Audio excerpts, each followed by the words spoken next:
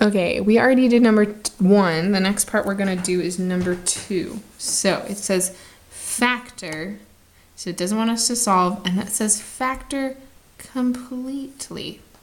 So when you see the word completely, it should be a clue to you that they don't want you to just factor partially, that if there's something that you can further factor out, you should do it.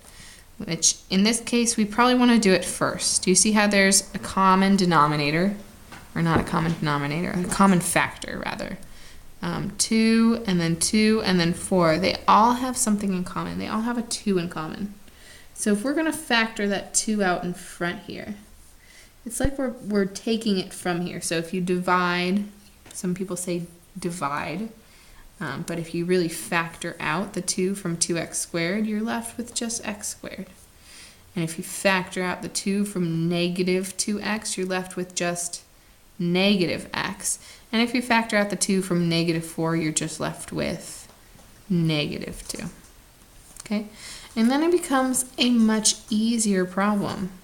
We want to use a generic rectangle. Some people call it the box method, but it's a generic rectangle. The x squared goes in this bottom corner, the negative 2 goes in the top.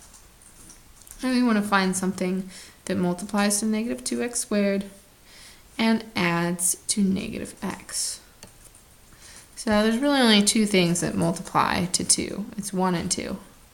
So 1x and 2x, and we know that 1 has to be negative. If you make this one negative, then it's 2 minus 1, and you get a positive.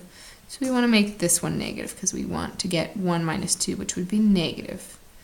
Rather, 1x minus 2x gives you negative x. All right, we fill this in. Negative 2x goes in here, and then this is 1x.